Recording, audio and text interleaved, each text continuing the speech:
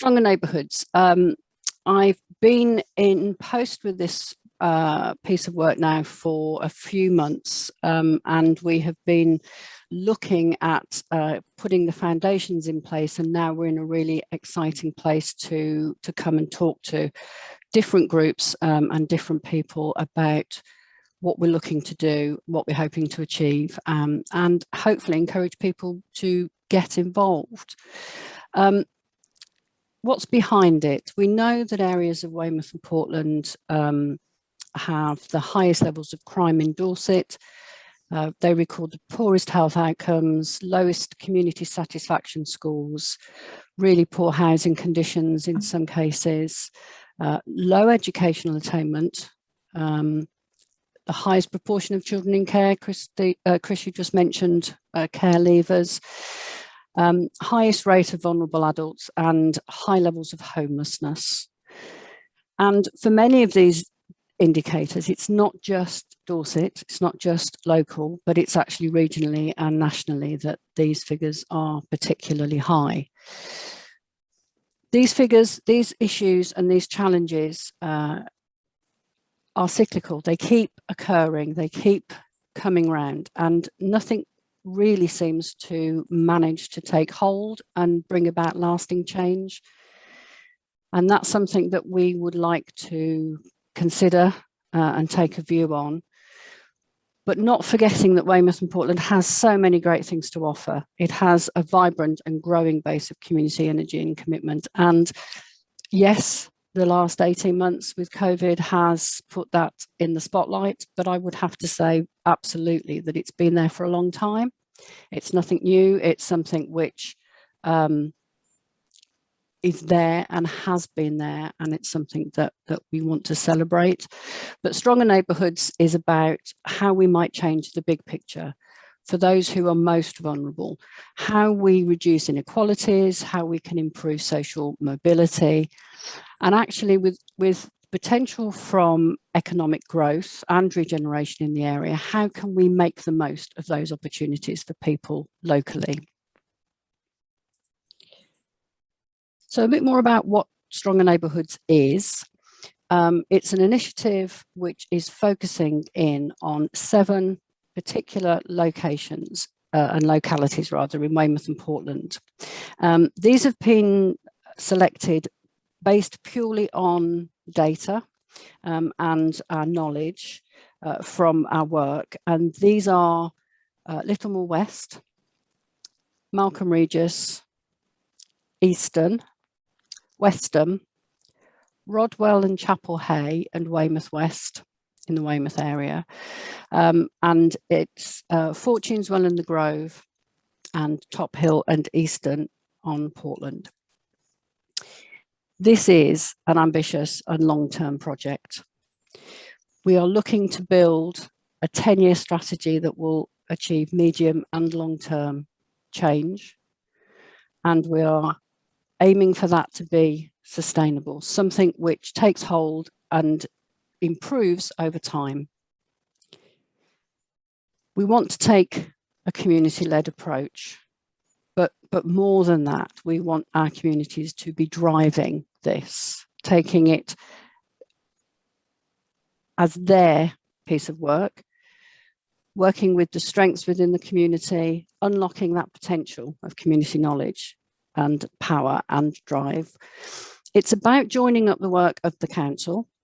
It's about making the most of what we do. There is so much work that goes on, and yet there are still aspects that just mismatch with each other. And by joining it up together better, and by working more closely and more joined up with our partners, hopefully that will provide a better service and a better experience for our residents.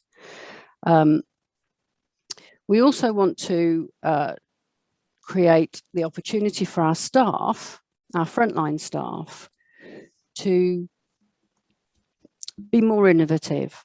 And that's not to say they're not, but this is about giving them the space to use their professional knowledge and their professional capacity to make decisions based on their knowledge in their local area and the work they do, and working closely with the people that they're working with, And another word that's very frequently used at the moment, but we would like to build a framework which is about being agile. It's about being able to adapt and adjust, respond to needs as they arise from the community, and also in terms of national initiatives or developments, or heaven forbid anything major again that crops up in the next 5 to 10 years. But it's about essentially working together between now and the end of October next year, so across the next year, to build a strategy for achieving long-term and medium change. We want to look at developing a changed approach to the way services are created and designed, and then how they are produced and delivered. In terms of statutory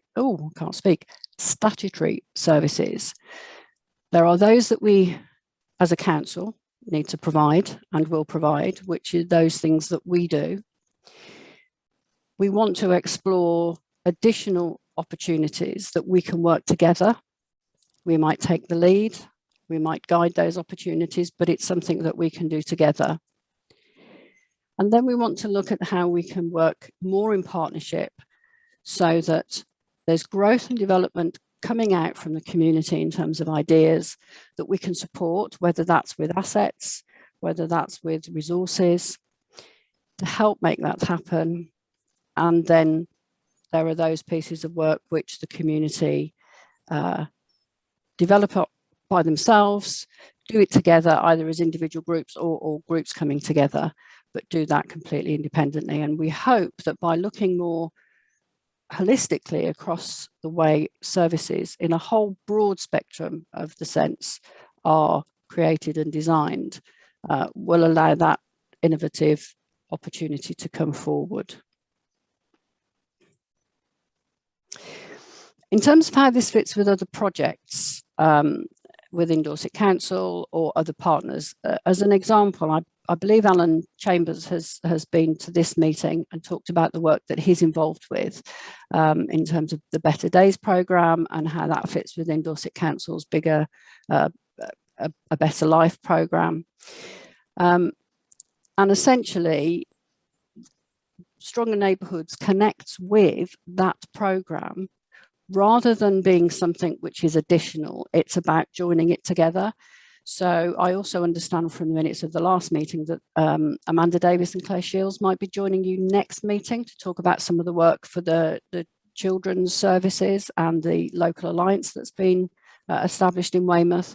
So what Stronger Neighbourhoods is about joining those things together, making sure that they talk to each other and they share ideas. Both Alan and Amanda have been on the task and finish group for Stronger Neighbourhoods. Alongside colleagues from housing and from the licensing and CSAS section of community safety. So what we've done as a small task and finish group is start that process of talking about what we do and identifying in a different way how we can support each other's programs without changing the purpose of them, but support them by maybe doing some opportunities jointly and doing things in a slightly different way. Oh, sorry, I flicked forward too far then. So it's about us identifying what the shared goals are, working collaboratively, and actually having that greater commitment to work collaboratively across the partnerships. And when I say partnerships, I'm talking colleagues in police, in health, fire and rescue, as well as colleagues right across the voluntary community sector. We have an absolute commitment to do things differently, and that has been growing for some time. And that's about recognizing that if you always do the same thing in the same way, you're likely to most likely to get the same outcomes. And an opportunity to develop, share, and benefit from good practice and improved learning. So what are the stages of the project? We have from January to last month, we have been working in the discovery phase, and that's about pulling together all that data, all that knowledge, working out what it's telling us, identifying where things changed, where patterns indicate opportunities. And between October and February, we'll be working on actually pulling that together and creating opportunities for us to establish what we refer to as opportunity statements, challenge statements, aspiration statements. And they are things for us to really drill down into, understand better, and all that will help us work on developing that strategy. So between October and February, we'll be identifying activities and opportunities to run, which will be those things that we do collectively with partners in the community. So where we're at now, we're concluding the mapping and the recording of our existing work. That's work across the council, work across partners, work within the community. And we're trying to build a timeline that identifies how various pieces of work overlap. What we're trying to do is not repeat work, which has already happened, or preempt work, which is already planned, so that we're making the best use of resources. And we're about to launch into a piece of internal staff engagement to drill down into that worker knowledge, which is gained from delivering services as they are currently. As I've just said, we'll then work into the defining stage, where we'll be looking at working with our stakeholders, working with our partners, to explore what it is we need to know, what it is we need to have a view on and have ideas about in order to design this strategy, in order to create a strategy that can bring about long-term change. And then from February to October, we will be working, we'll be having focus groups, we'll be working with community groups, and we're also hoping to launch a variety of communities of practice where people can come together, share learning, share ideas, and actually identify what will make a positive difference and a positive change, and through which we can share where we think the strategy is shaping up, how we think it's looking, and actually use that as a foundation for us to create the strategy for long term. So I don't know if there are any questions for me, but I do have a couple of questions to pose. And one is, would you like to be involved, and how? And how would you like us to be involved with you? This is a project that will survive and will be successful through partnership, through engagement, and through energy. So this is a two-way street. It's not just people being involved with the project, but it's also about how we can be involved with you.